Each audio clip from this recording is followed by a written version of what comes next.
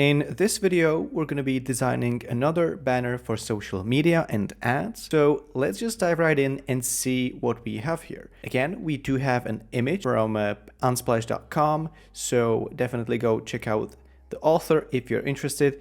And then here on the left side, we do have some brief, some requirements, right? So it's going to be 1200 by 628. So let's just get straight into it by creating a frame like that. So I'm using F on my keyboard, and I'm gonna then click once and adjust the dimensions on the right side to create the required size. Okay, so I'm gonna rename this to banner, and let's see what else do we have here. There's gonna have to be a logo. There's gonna have to be a big bold claim.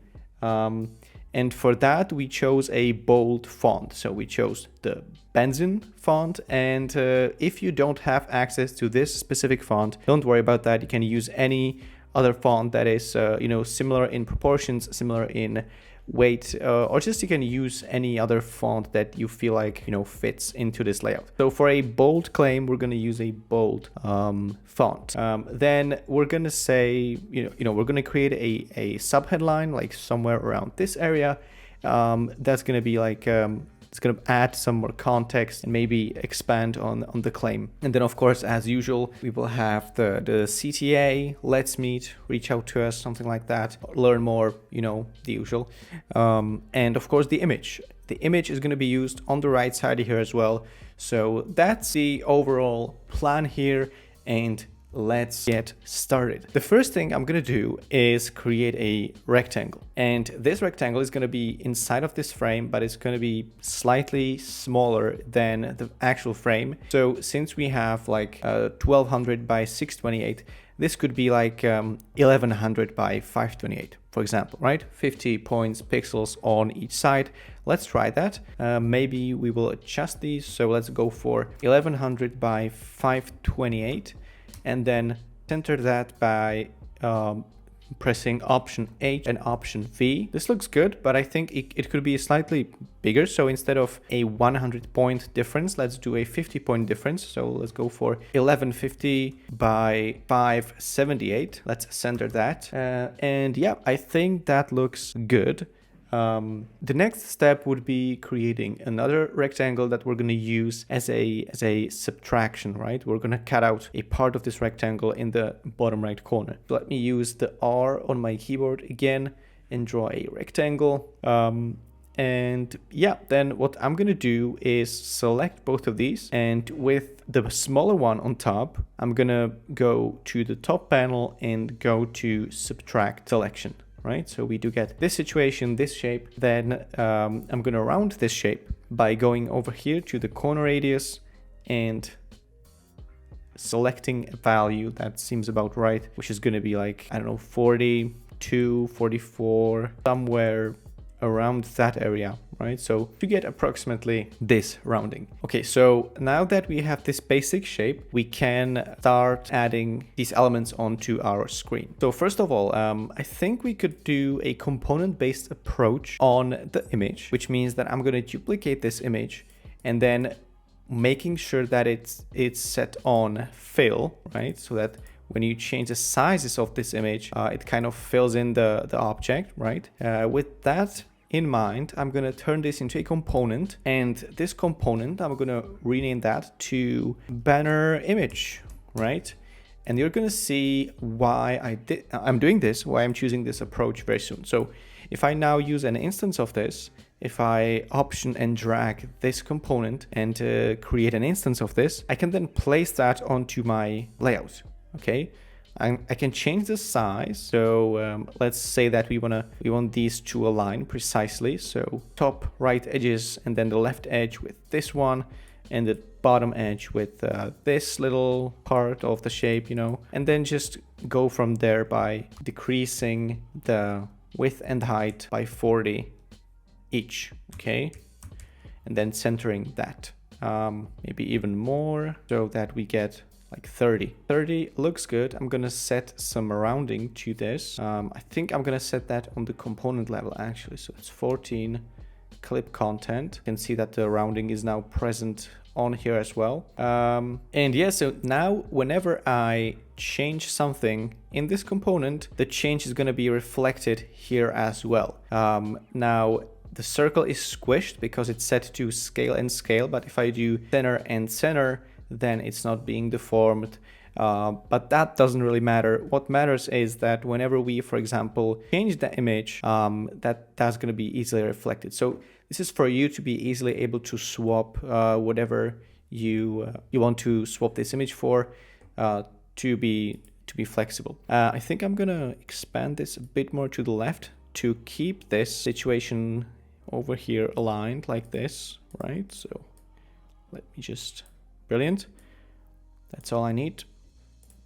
And now the logo. We said that we're gonna use the benzene font. I'm gonna move this over here, duplicate that, and just type in logo. I'm also gonna turn this into a path, into a vector path, which means I'm gonna press Command-Shift-O. I can no longer edit the text because it's a vector now. And I'm going to also create an ellipse, or actually a rectangle, a square that is the same height as the logo, and I'm going to then press enter and around all of these corners fully to get this bubble shape on the left side, right? I'm gonna turn this to black as well, and that's our placeholder logo. What I want to do now is select both of these, Command Option G, rename, Command R to logo placeholder, and then press enter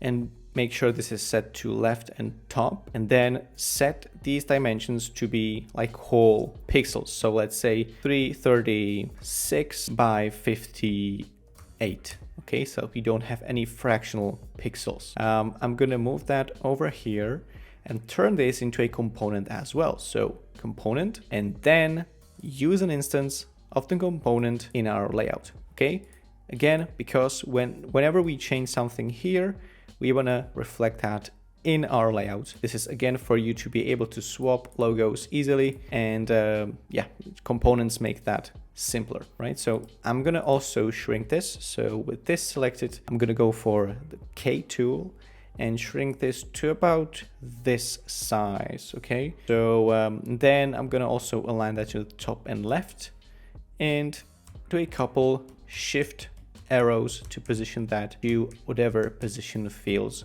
right. I think looks good. This is 70 from top and the left. I do think this seems reasonable. And yeah, now let's go for the headline. I'm gonna again duplicate this into the layout, and I'm gonna press caps lock and go for big, bold, enter, claim. So this is literally a big claim, a big marketing claim that we want to present on, in this ad.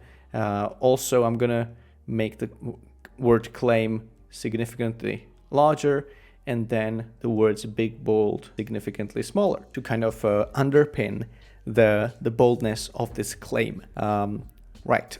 This means also using 100% on the line height, maybe even less, maybe even like 90, 80, probably around 90, and then moving that slightly towards the bottom, maybe even centering it, so Alt or Option V. I think that's too low, so like somewhere around here. Okay, awesome. Now I'm gonna double click on the text and select these two words and just reduce the opacity to about 40 in the fill panel on the right. This is going to make sure that these are going to be translucent, and they're going to adjust to whatever color is behind the text. Okay, so we said that we want to add a subheadline that is going to add a bit more context. So let me just again duplicate this and say something like a bit more, a bit more context, literally, in the subheadline. And I'm gonna make this all caps. Okay, so right panel, 3 dots, uppercase, all caps, maybe semi-bold, and adjust the sizes here and also decrease the font size. So this is gonna be a rather smaller I think we want to go for about this, and I'm going to position that in this area. So let me adjust the size, maybe even smaller. I think we could get rid of some of the words in the second sentence. So let's just say subheadline text, you know, two short, powerful sentences, a bit more context, subheadline text. Of course, this is going to be replaced by whatever you need, right? I hope that makes sense, that we are just creating a template now. Okay. Awesome. And the final thing that needs to be done, two final things actually, is the call to action and the little line over here, and then the colors. Of course, the colors. Fortunately, we do have this little color template prepared right over here, so don't worry, it's going to be very fast. Right, so let me just duplicate this again and say, I don't know, like, let's talk, let's meet, you know, let's meet, let's talk. I'm just going to go for let's talk. I'm going to make this shorter, so that's going to be auto width. It's also going to be bold, and this font is going to be rather large, so 42, something like that. Yeah. And then I'm going to go to three dots and vertical trim, set that to cap height to baseline, so that we get, you know, really precise trimming on the text height. And yeah, Shift L to create an arrow, and then click once right next to the text. Play around with the stroke width and play around by pressing enter and then clicking and dragging this little point to whatever feels right, and then just center these two. So what works best optically, this feels about right, and then just group these two together, so Command G, right? So that's our call to action, That's awesome. Finally, now let's do the line. Before that, I'll probably increase the width on this. Yeah, it feels better. The line, so I'm gonna press P on my keyboard and then just click once and click for the second time and enter. I created a line, and I'm gonna make sure it's aligned to the left with all these elements. Actually, I'm gonna select this, and this, and then Option A. This also means that I'm gonna probably align this line with the image. So select these two while making sure this one is a little bit above the bottom edge of this image. Select both of these and Option S. So then we get this situation where this creates a nice little line over here. So that's nice, feels good. And then probably just play around with this text over here, move it a little bit towards the top maybe, or move the line alongside with that. It's all about experimenting and finding out what works. So I think this is pretty solid, what we have right now. And I think we could start adding color. Okay, so I'm gonna choose the first color that we have here, which is 29E2C1. And I'm just gonna copy this code and then I'm gonna select the subtract element, select the fill and just paste that in. Okay, so I'm just recoloring the object. And then of course I'm gonna select this banner image and go to layer and change the blend mode to multiply. Okay, I changed the blend mode to multiply. So right now, even as you change the image, this still we gonna get this effect. That's really useful, and it's gonna be then easy to replace with your own image if you decide to purchase the source file from my store, wink wink. So definitely do that. If you want to save time and support the channel, go and check the link in the description to download this source file from my store. Anyway, next thing I'm going to do is take this little purple color, so that's 992FDD, copy that code, select this object, add a fill, and paste this code in. Okay, again, you can use your own colors, totally up to you. Okay, right, and then I'm gonna just go all the way to about 80, 90, something like that, and do a radial gradient. Okay, radial gradient. I'm gonna make sure it's moved over here and then move that to the top over here, right? This works really well. I think I do like this, so I'm really happy with the final result with these two colors and how they combine. So 80, 90, 100, whatever feels, you know, right. And then also another color that we have here is this one, which is 30 FD. It's a cyan color, so it doesn't have to be this precise code, but just this type of color, right? You can see where on the hue I am currently. So I'm just gonna select that, add a fill, and add this code again, increase the opacity, and again, do a radial gradient. And this is gonna be originating from somewhere around here. And it's gonna expand into this area, and yeah, that's it, beautiful. Or maybe over here, yeah, also works. Beautiful. And the final step in our gradient is gonna be, again, add a fill. This one's gonna be white, and it's gonna be overlay, okay? Overlay, but again, it's gonna be a radial gradient, and this one is gonna be originating from here, okay? So radial gradient, white, overlay mode, starting from around here, right? So that's that, and we are almost finished, ladies and gentlemen. We're almost there. The final thing we need to do is just add this color to the background, which is just black.